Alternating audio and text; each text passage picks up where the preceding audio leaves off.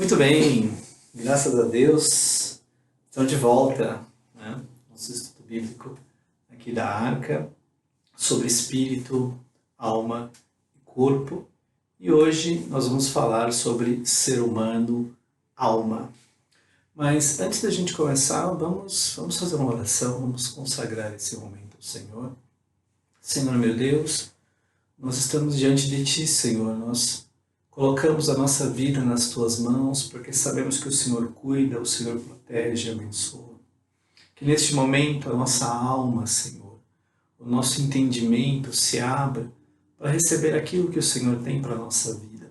Vem nos ensinar, vem nos dar a compreensão correta, o entendimento correto, Senhor. Fala com cada um de nós, eu te peço, em nome de Jesus. Amém. Muito bem, nós estamos estudando as três composições que formam um ser humano, né? Falamos já sobre o espírito, hoje nós vamos falar sobre alma, e é importante frisar que todo o nosso pensamento a respeito da natureza humana está baseada em vários versículos, mas eu gostaria de destacar especificamente esse aqui de 1 Tessalonicenses, capítulo 5, versículo 23, né? O homem no aspecto de espírito, alma e corpo não está simplesmente em um único versículo, tem outros versículos que explicam essa tricotomia humana, mas esse, digamos, é o nosso texto base para esse estudo. Semana passada nós falamos sobre espírito humano e hoje nós vamos falar sobre a alma, né? Assim como aconteceu com o espírito, a palavra do Senhor, ela define alma com dois termos, um em grego e outro em hebraico. No hebraico, a palavra alma ela vem de um vocábulo chamado nefesh. E em grego, psique. Esses são os dois termos que nós usamos para traduzir a palavra que em português a gente tem como alma, né? E tanto nefesh como psique tem como significado ser vivo, completo e também individual.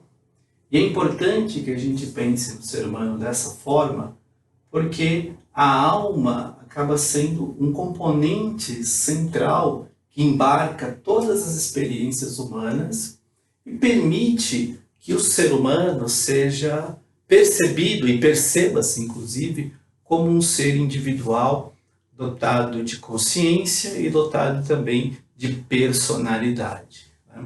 A alma no ser humano tem um valor muito grande, porque mais do que ser um centro nervoso, digamos assim, ela representa cada um de nós na nossa individualidade, na nossa consciência e também muitos outros aspectos que nós vamos ver ao longo dessa aula.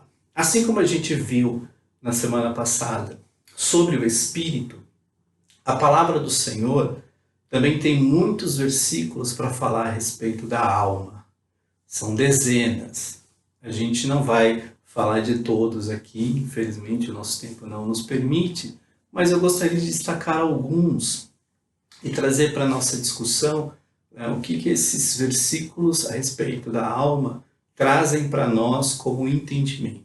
O primeiro deles está em Ezequiel, capítulo 18, versículo 4. A palavra do Senhor diz assim: eis que todas as almas são minhas, assim como a alma do Pai, também a alma do Filho é minha. A alma que pecar, essa morrerá. Amém? Esse versículo foi tirado de um texto de Ezequiel, quando o Senhor aparece para Ezequiel para condenar um provérbio que estava sendo difundido no meio de Israel, que era o provérbio das uvas verdes, né? Que queria dizer que os pais comiam as uvas verdes, mas os dentes manchados ficavam nos filhos, né? Coisa louca, né? Você come a uva verde e quem passa mal é o filho, que loucura. E aí o profeta recebeu a revelação da parte do Senhor que dizia que não tem essa. Esse provérbio, mais do que se mentiroso, ele é um equívoco espiritual muito grande. E esse versículo que nós acabamos de ler traz uma revelação surpreendente. Presta atenção nele de novo. Né? Eis que todas as almas são minhas. Assim como a alma do Pai, também a alma do Filho é minha. A alma que pecar, essa morrerá.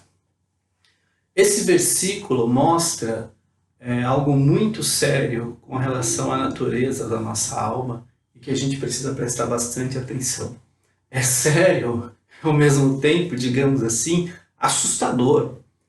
E essa talvez seja uma das preocupações que uma pessoa que lê esse texto a primeira vez, talvez passe pela sua cabeça, que é a preocupação de que nós temos um Deus do qual a gente tem que prestar contas.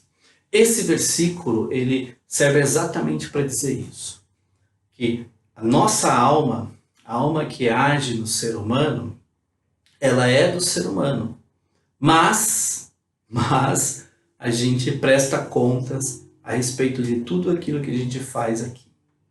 E por que isso é sério e assustador ao mesmo tempo? Né? Assustador entre aspas, digamos assim, né? Mas por que isso é sério? Porque nós precisamos entender na nossa alma que nós temos responsabilidades e essas responsabilidades, elas trazem diante de Deus uma consequência.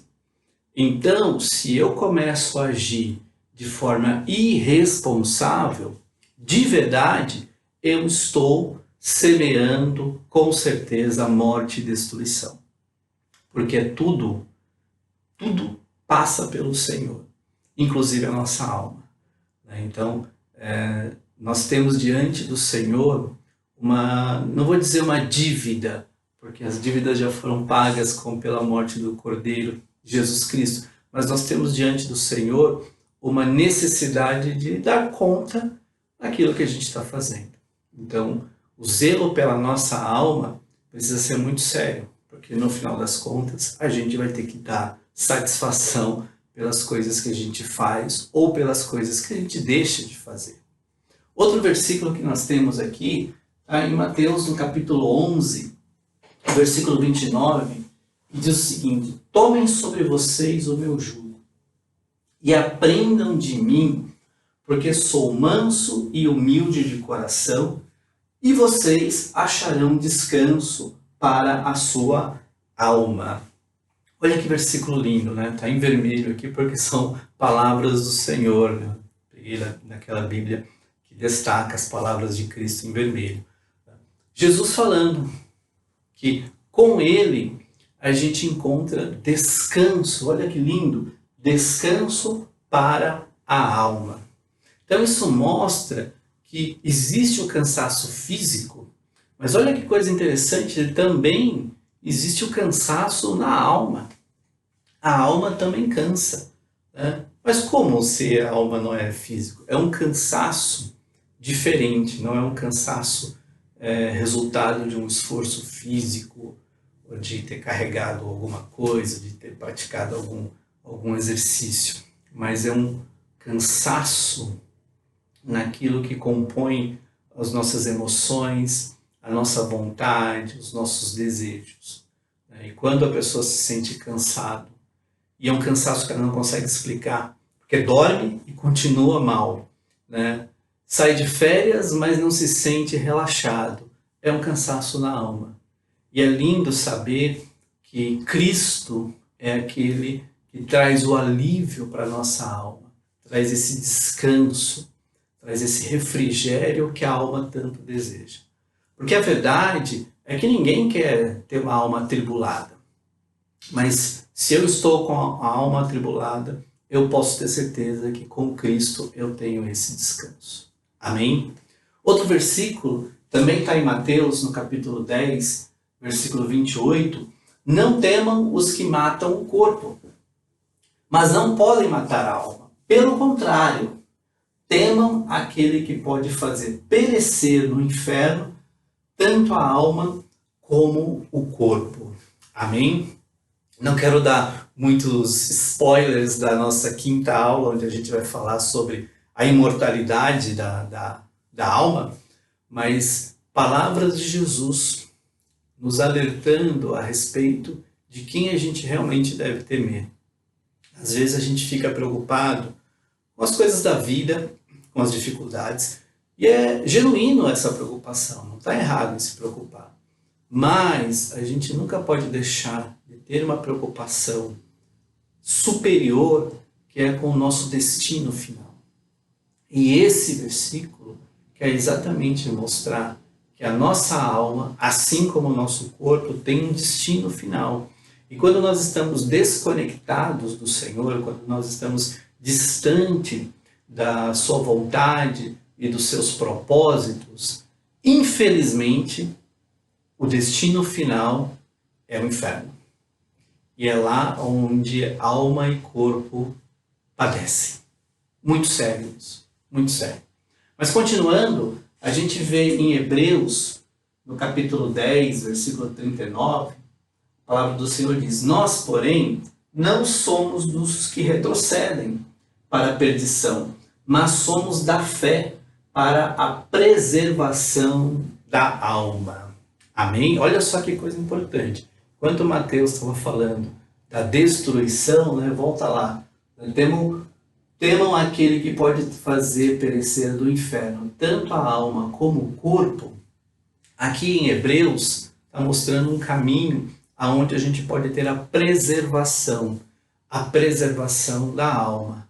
E é maravilhoso porque isso passa exatamente pela fé.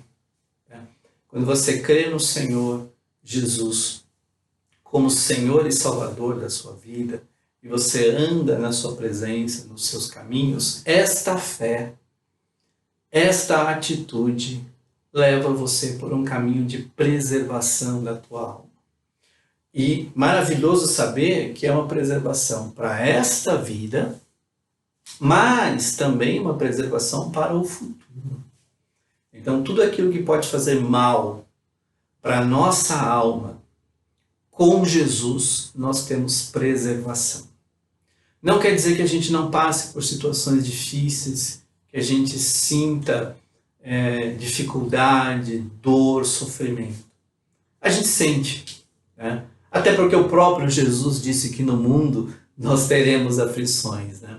Mas o importante é que a nossa alma está preservada. Preservada do quê? De não sofrer? Engana-se quem pensa assim. Porque às vezes a gente sofre. Mas preservada da destruição que o sofrimento pode trazer. Olha que coisa maravilhosa, né? Por mais que você até sofra, por mais que eu sofra, né? Deus tem um compromisso que passa pela nossa fé de dar essa preservação para nós. Amém? E o último versículo está lá em Apocalipse. Ai meu Deus, Apocalipse. Apocalipse capítulo 5, versículo 9. Quando o Cordeiro quebrou o quinto selo, vi debaixo do altar as almas daqueles que tinham sido mortos por causa da palavra de Deus e por causa do testemunho que deram. Amém? Uma passagem lá para a época da tribulação, da grande tribulação, mas que mostra para a gente que depois que o corpo perece, a alma ainda continua. A gente vai falar disso na última semana, então não quero avançar muito nesse tema, mas eu quero que você entenda que a alma ela é tão complexa e ela é tão ampla que a morte desse corpo físico não anula a existência da alma no porvir. Amém? Então, isso são versículos que nós destacamos aqui. De novo, não tem só esses, tem muito mais, mas são aqueles que a gente consegue refletir sobre o que essa alma, o que esse componente da natureza humana tem de tão importante para nós. E ele realmente é importante. Continuando, olha só, essa complexidade, ela infelizmente traz para nós a conclusão de que a gente não sabe tudo a respeito da alma. Tem muita coisa para saber, né? E interessante porque tem muito cientista que não acredita que a alma seja uma parte imaterial do corpo humano, do ser humano, na verdade, né? E que é muito provável que a alma esteja em alguma área do cérebro, né? E se ela está em alguma área do cérebro, né, pode ser entendida, pode ser estudada. E aí que tem uma coisa muito interessante. Por quê? Porque muitos cientistas começaram a fazer pesquisas buscando alguma evidência que confirme ou não a existência da alma no ser humano. Então, é interesse da ciência entender como que essa alma, se é que ela existe, porque tem cientista que não acredita. Mas se ela existe, alguns cientistas imaginam que está em algum lugar na nossa mente, no nosso cérebro, digamos assim. Eles estão lá procurando. Agora, quando a gente pensa nas definições, ou na melhor definição para a alma, a gente vê que é difícil. Por quê? Antropólogos, psicólogos, neurocientistas, filósofos, teólogos, cada um propõe a sua definição a respeito da alma. E isso faz com que a gente chegue à conclusão de que toda essa pluralidade mostra que é um tema complexo, que é um tema difícil, que é um tema onde a gente ficaria discutindo demais e demais. Mas olha só que coisa importante aqui, que quando a gente aceita que nós seres humanos temos uma alma, a gente pode olhar para cada um desses elementos e entender como que a nossa alma funciona, né? Olha só, na nossa alma a gente tem as emoções boas, intensas, mais variadas possíveis, mas as emoções, elas agem na nossa alma, elas agem no nosso interior e provocam em nós toda a sensação emotiva, que faz com que você chore, que faz com que você sorria, que faz com que você tenha raiva, que faz com que você se desespere, que faz com que você respire fundo e tente mais uma vez. Então, toda essa miscelânea de emoções, elas agem no contexto da nossa alma. Além das emoções, né, os nossos valores, né? E aqui valores a gente está falando do ponto de vista ético, do ponto de vista moral, elas estão dentro da nossa alma. Então, aquela percepção que a gente tem em ajudar, em atrapalhar, em querer o bem, em querer o mal, tudo isso é balizado, tudo isso é medido exatamente pelos valores que agem na nossa alma. É por isso que cada pessoa reage diante de uma situação de um jeito distinto do outro. Porque certamente suas emoções, seus valores são diferentes e isso é o suficiente para provocar as reações mais diversas que a gente percebe entre os seres humanos. Mas não é só isso, né? Nós temos também a questão do intelecto, né? O ser humano tem intelecto, tem inteligência. Uma inteligência certamente muito superior à dos animais, né? Se você pegar, por exemplo, uma aranha, por mais hábil que essa aranha seja, ela vai fazer a sua teia sempre seguindo os mesmos processos. Agora, um tecelão, por mais medíocre que ele seja, ele sempre vai ter a condição de se aperfeiçoar e se tornar um grande tecelão. Olha que coisa interessante, né? Pensa, por exemplo, no João de Barro, né? Que é o passarinho que fica fazendo o seu ninho, né? Ele vai fazer o seu ninho, dada as circunstâncias e as condições que ele tem. Mas dificilmente ele vai pensar em fazer um condomínio para as outras aves alugar que ganhar dinheiro, né? né? Porque para a natureza do João de Barro, está tudo certo. Mas a gente usa o nosso intelecto, a gente usa a nossa inteligência para nos ajudar no nosso desenvolvimento do dia a dia. Quando a gente faz isso para bem, quando a gente usa a inteligência para o mal, né, sai cada coisa que só Jesus para ter misericórdia. Mas o fato da gente ter intelecto, o fato da gente ter condição de pensar, de refletir e de aprender, faz com que na nossa alma a gente sinta que a gente tem características que a gente não vê nos outros seres humanos. O fato da gente poder reaprender, aperfeiçoar as coisas que a gente constrói, melhorar as coisas que a gente tem, e muito isso por conta do intelecto do homem que opera na sua alma, faz com que a gente avance numa direção evolutiva, digamos assim, que não é a mesma coisa que acontece com os demais animais, com os outros seres vivos, né? Mas continuando, né, na alma a gente também tem a questão da consciência, né? E essa consciência tem muito a ver com aquilo que a gente define como certo e como errado. E olha só, a própria definição do que é certo e do que é errado também vai mudar em função de pessoa para pessoa, porque cada indivíduo é único.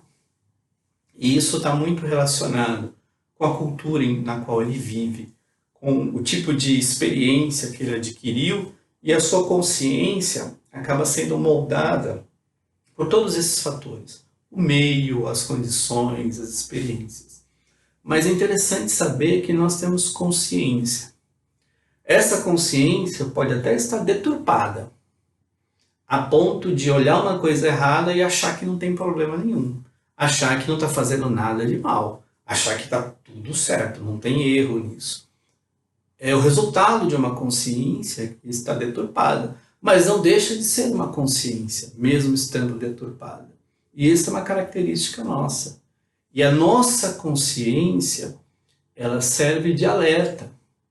Quanto mais a gente mantém a nossa consciência funcionando em função dos valores morais e éticos, em função das emoções corretas, em função do intelecto, né, de um dispositivo mental que nos ajuda a progredir e a melhorar, nossa consciência acaba contribuindo para que a gente continue numa estrada que é boa. Mas, além disso, a gente tem também a questão da vontade. Nós temos vontade. Também podem ser vontades boas, podem ser vontades ruins, mas está na nossa alma o desejo, né? O querer. E esse querer ele impulsiona a gente para o realizar. Mas é muito interessante porque vontade, valores, intelecto, consciência, emoções, tudo isso se conecta de uma forma tão intrínseca, né, tão bem ajustada, que ajuda a compor aquilo que nós temos como personalidade. Ajuda a dar a definição para cada um de nós de indivíduos. E faz com que nós sejamos únicos.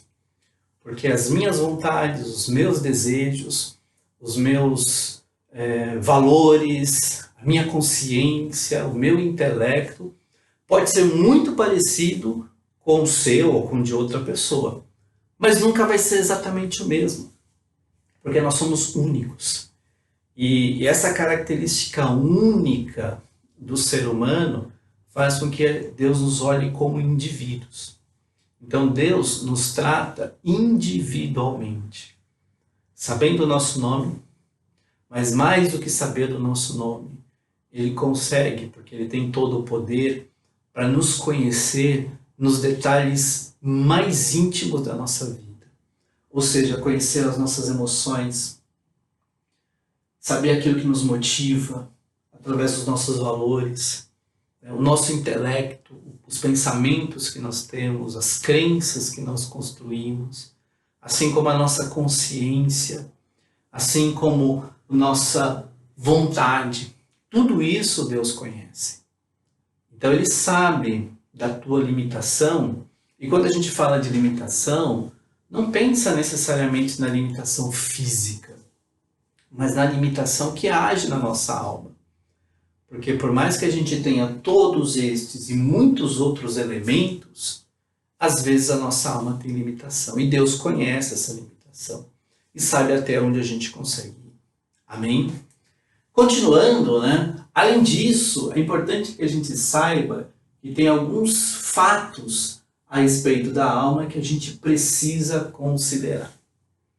Primeira coisa, assim como o corpo, a alma também fica doente. Também fica enferma. E assim como o corpo, quando a alma está enferma, a gente precisa buscar ajuda. Ajuda de especialistas que vão nos ajudar a superar essa enfermidade que age na alma. Então, ansiedade, depressão e outros males que não são necessariamente físicos, por mais que eles até extrapolam, né, e acabam trazendo alguma manifestação física, mas depressão, ansiedade e outros, eles agem na nossa alma. E quando a gente se encontra assim, a gente tem que buscar ajuda, né? Porque se a gente não busca ajuda, a alma continua enferma e sofrendo. E Deus não quer que você tenha uma alma enferma, Deus não quer que você sofra. Então, busque ajuda. E ajuda de especialista pode ser um processo que Deus quer que você trilhe para encontrar a tua cura, né? Você pode orar, você pode buscar, e Deus pode te dar um caminho de cura nessa direção. Mas não tem problema nenhum buscar uma ajuda de especialista, porque Deus capacitou os homens para que cuidem uns dos outros, né? Continuando, as nossas experiências, tanto aquelas que acontecem, né, no nosso exterior, que são as exógenas, quanto aquelas que acontecem no nosso interior, que são as endógenas, elas agem sobre os componentes que formam a nossa alma. Então as experiências, elas agem sobre o nosso intelecto, sobre a nossa vontade, agem sobre as nossas emoções, sobre os nossos valores, né? Então toda experiência que você adquire, seja no teu interior, seja no mundo que te rodeia, elas estão contribuindo na formação e moldando aquilo que você é como indivíduo. Então, quanto mais experiências ruins e traumatizantes a pessoa acumula, pior, né? Porque isso traz consequência, isso traz um efeito negativo que depois vai precisar ser tratado. Agora, todas as experiências de amor, de paz, de alegria, de bondade, de força, de superação, que agem na vida do homem, da mulher, né, formam uma alma mais resiliente, uma alma que tem condição de se superar, de superar os obstáculos. E é importante que a gente saiba que essas experiências, ruins ou boas, elas refletem na nossa alma. E a gente tem que estar muito atento e cuidando muito de perto disso, para que depois a gente não viva um efeito de deformação. Uma coisa que era para ser boa, por conta de uma experiência ruim, a gente se perde totalmente e começa a se autodestruir. Continuando, por alguma razão, isso aqui é um mistério, Deus concedeu à alma uma condição de imortalidade. Não temos uma resposta para isso. Por alguma razão, Deus escolheu assim. Só que é importante que a gente saiba que a alma, ela não é um elemento pré-existente.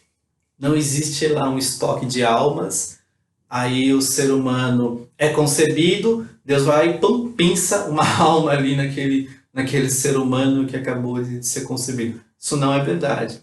E por que eu estou falando isso? Porque em algum momento começou-se a se ensinar na igreja, e foi até um teólogo chamado Orígenes, inspirado na filosofia de Platão, começou a ensinar na igreja, né, lá no século terceiro, segundo, terceiro, quarto, começou a ensinar que a alma ela era pré-existente. Isso não é verdade. Né? Não existe nenhuma evidência que mostre que as almas existem num bolsão, né, de almas que Deus vai lá e vai pensando em cada ser humano que é concebido.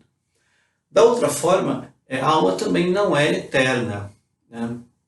Existe também algumas correntes filosóficas antigas que achavam que a alma era eterna e que ela ficava nesse corpo, né, como que aprisionado, para depois ascender para um nível superior. Não existe nada que nos leva a acreditar nisso. Né? Fato é, quando o ser humano é concebido, a alma começa a agir junto com ele de alguma forma, né? E à medida que as experiências vão acontecendo, vai se situando exatamente essas emoções, essa vontade, esse intelecto, esses valores que vão compor a alma do ser humano. Continuando, a Bíblia afirma que a alma pode ser salva ou perdida. E isso, claro, tem implicações na vida após a morte. Né? Tanto salvação quanto perdição impactam significativamente a alma do ser humano. E a Bíblia fala disso, e a gente vai comentar disso na nossa quinta e última aula, mas fica aqui o fato de que a Bíblia afirma a questão do porvir relacionada a como que a alma vai ficar depois que a gente morre. Né? Continuando, a Bíblia também afirma que após a morte, alma e corpo são separados. Enquanto o corpo se desfaz, se deteriora, a alma fica num estado intermediário. E aqui é interessante porque a gente lembra da parábola do rico e do Lázaro. Né? Uma das parábolas onde a gente vê que um dos personagens tinha nome, né? Que na maioria das vezes é o semeador, né? O rei, o servo fiel. Essa aqui tinha um nome, Lázaro. Né? E é interessante porque nesse estado intermediário, Lázaro tinha consciência, Lázaro sabia do que tinha acontecido com ele, o rico também sabia do que tinha acontecido com ele, e a Bíblia nos ensina que existe um estado intermediário, aguardando, as almas ficam lá aguardando, né, até que venha a ressurreição final. E isso é exatamente o último tópico, né, que ainda segundo a Bíblia, uma vez alma e corpo vão se juntar novamente na ressurreição final, seja para receber a recompensa, vida eterna, ou castigo eterno, ou condenação. Tudo isso a gente vai falar mais para frente, quando a gente encerrar os componentes de corpo, alma e espírito. A gente vai falar sobre livre-arbítrio, a gente vai falar sobre a imortalidade da alma, a gente vai falar do porquê Deus tem interesse em salvar o homem, né? Corpo, alma, né? Vamos falar da condenação, vamos falar de recompensa eterna. Então tudo isso a gente vai ter chance de falar. Mas para agora, a questão da alma, é importante que a gente saiba que essa complexidade que forma cada um de nós, na nossa alma, é muito valiosa para o Senhor. Então Deus deseja alcançar você, não apenas no corpo, mas também na alma, para que os teus valores, o teu intelecto, a tua emoção, a tua consciência, a tua vontade, convirja exatamente para aquilo que é o propósito de Deus para a tua vida. Por isso que é importante a gente entregar para o Senhor, né? Se entregar para o Senhor de corpo e alma. Porque quando nós andamos com o Senhor, nossa alma é preservada de tudo aquilo que o inimigo quer fazer para destruir. trazendo humilhação, trazendo vergonha, trazendo sofrimento. E por mais que essas coisas até venham, até aconteçam na tua vida, quando você está com o Senhor, a destruição não tem poder, né? A tua alma é preservada em nome de Jesus. Amém? Então é isso. Terminamos por aqui. Semana que vem nós vamos falar então do ser humano corpo. Que Deus te abençoe, que Deus derrame sobre você a sua graça, o seu amor, que na tua alma você sinta a presença e o cuidado de Deus em todos os aspectos da tua vida, em nome de Jesus. Que Deus te abençoe.